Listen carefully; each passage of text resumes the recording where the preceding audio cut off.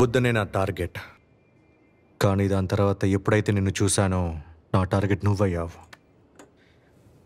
ఇక మీద నువ్వు బయటికి రావాలంటే చాలా ఏళ్ళు పడుతుంది. ఏదో ఊరేసి చంపేస్తానంటూ బెదిరిస్తున్నావు. పెద్దగా వేస్తే 1-2 ఏళ్ళు. ఎన్ని సంవత్సరాల శిక్షో కోర్టు నిర్ణయిస్తుంది. అది కాక నువ్వు లోపలికెళ్ళి బయటికి రాకుండా ఉండడానికి మా పోలీసులు ప్రయత్నిస్తూ ఉంటాం. సచిన్ గారికి 2 ఆడపిల్లలు అనుకుంటా. రాము, వచ్చే నెల నాకు పెళ్ళి. నా ఫస్ట్ ఇన్విటేషన్ కార్డ్ నేను జైలుకి వచ్చి ఇచ్చి వెళ్తాను.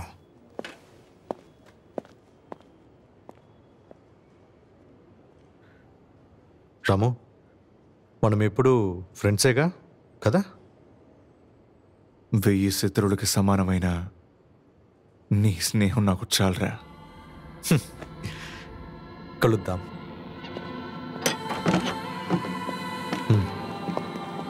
నేను చేసిన హత్యలకి ఆధారం కనిపెట్టడం సచిన్ వల్ల కాలేదు. కానీ నా మీద మరికొన్ని కేసులు విధించి కోర్టులో నాకు 5 ఏళ్ల శిక్ష పడేలా చేశారు. రాము, నీదైపోయిందా? అయిపోయింది, కానీ తిరిగి వస్తాను.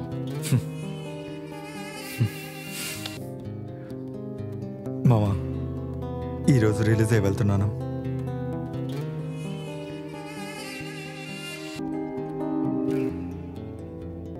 అబ్బు నీరాలి చెప్పినట్టు నేను వాళ్ళని వేసేస్తాను.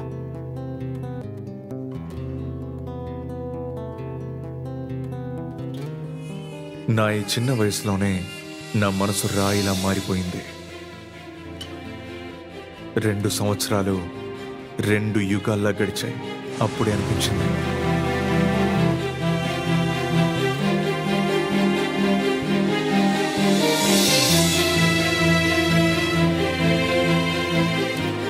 అది మీ దగ్గర ఉన్న డబ్బును చూసి కాదు బావా.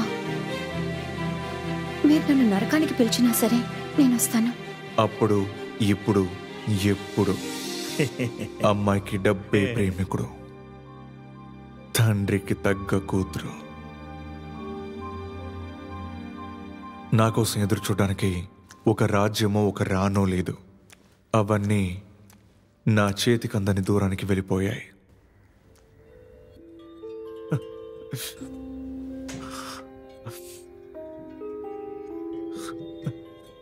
అమ్మా,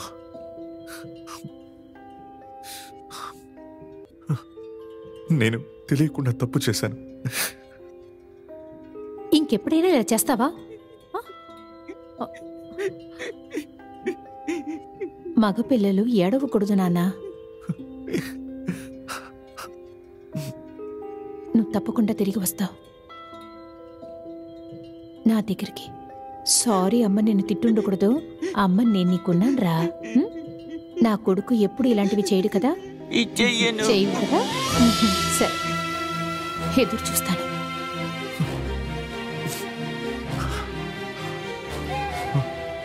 కళ్ళు తుడుచుకో. ఆ తర్వాత 3 ఏళ్ళు నాకు 3 నిమిషాలా గడిచాయి. నువ్వు వస్తున్నట్టు ఎవరికి తెలీదా? ఇంట్లో వాళ్ళకి తెలీదు, కానీ స్నేహితులకు తెలుసు. పనుల్లో ఉన్నారో లేదా నన్ను మర్చిపోయారో ఎవరిని ఇంతవరకు చూడలేదు.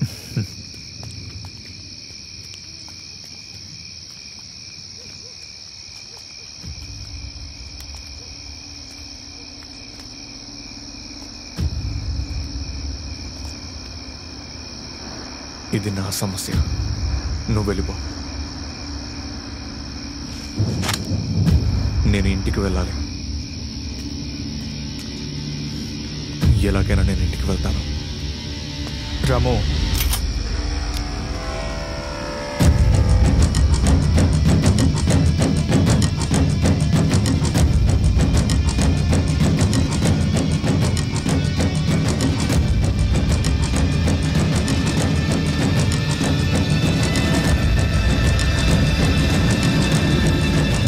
ఇది నాకు వచ్చిన మొదటి కొటేషన్.